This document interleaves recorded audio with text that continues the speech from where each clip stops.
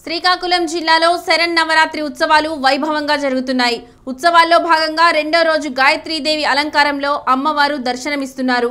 Budumuru new youth committee ఆధ్వర్యంలో శరన్నవరాత్రి ఉత్సవాలు జరుగుతున్నాయి. అమ్మవారిని దర్శించుకునేందుకు పెద్ద ఎత్తున భక్తులు తరలి వస్తున్నారు.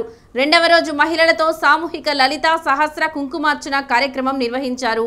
దేవి నవరాత్రి ఉత్సవాలపై మరింత సమాచారం మా ప్రతినిధి రాంబాబు అందిస్తారు. శ్రీకాకుళం జిల్లాలో వ్యాప్తంగా ప్రతి గ్రామంలో కూడా అమ్మవారి విగ్రహాలను నెలకొల్పి దానికి సంబంధించినటువంటి పూజా కార్యక్రమం అయితే నిర్వహించే పరిస్థితి అయితే నెలకొంది. ఈ నేపథ్యంలో అమ్మవారికి నిత్యార్చన పూజల్లో భాగంగా నిర్వాహకులు ఏ విధమైన కార్యక్రమం చేస్తున్నారు అనే విషయం పైన ఇక్కడ ఉన్నటువంటి ఆలయ కమిటీ సభ్యులు ఉన్నారు. అదేవిధంగా కమిటీ నాయకులతో పాటు ప్రధాన అర్చకులు కూడా ఉన్నారు. వాళ్ళ అడిగి పూర్తి వివరాలు తెలుసుకుని పనిచేద్దాం. సార్ చెప్పండి, అంటే దేవి నవరాత్రుల సందర్భంగా ప్రతి వాడవాడలో అమ్మవారి పూజా కార్యక్రమాలు ఈ 9 రోజులు జరుగుతున్న నేపథ్యంలో మీ ఆధ్వర్యంలో జరిగినటువంటి ఈ అమ్మవారి విగ్రహ ప్రతిష్టతో పాటు ఈ 9 రోజులు జరిగే కార్యక్రమాలపైన మీ పూర్తి వివరాలు ఏంటి? అయ్యా, మాది లావేరు మండలం బుడుమూరు గ్రామం. ఇక్కడ సుమారుగా ఒక 25 సంవత్సరాల నుంచి దేవి నవరాత్రులు చేయడం ఆనవాయితీగా వస్తుంది.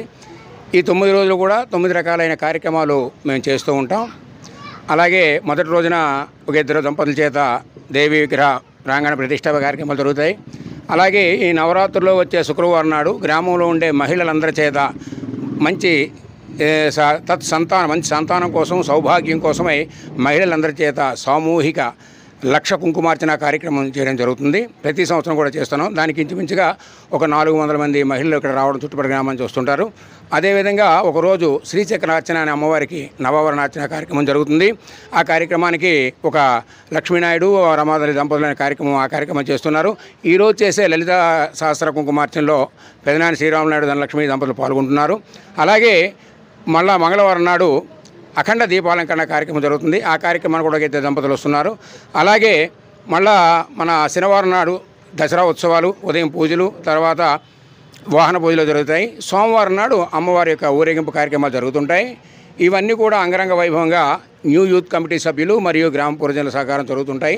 సార్ చెప్పండి, కమిటీ సభ్యులుగా అంటే ఈ అమ్మవారు ప్రతిష్ఠకి అంటే ప్రతి సంవత్సరము ఇదే ప్లేస్లో ఇదే దగ్గర పెడుతున్నటువంటి ఆనవాయితీ వస్తుందన్నమాట. అంటే ఎప్పటి నుండి జరుగుతుందో అసలు ఈ మీ కమిటీ ఆధ్వర్యంలో చేసే కార్యక్రమాలు ఏంటి? సుమారుగా 25 సంవత్సరాల నుండి ఈ కమిటీ నిర్వహించడం జరిగింది. అంతకుముందు కీర్తిశేషులు ఇజ్జాడ రావుల గారు చేసేవారు. అప్పుడు మేము చాలా చిన్నపిల్లలం అండి. సరదాగా చూసి మేము కూడా చేద్దాం, అతను విడిచిపెట్టిన కార్యక్రమాన్ని వదలకుండా చేద్దామని ఒక ఆలోచనతో మేము కార్యక్రమాన్ని మొదలుపెట్టాం. సుమారుగా 25 సంవత్సరాలు అవుతుంది.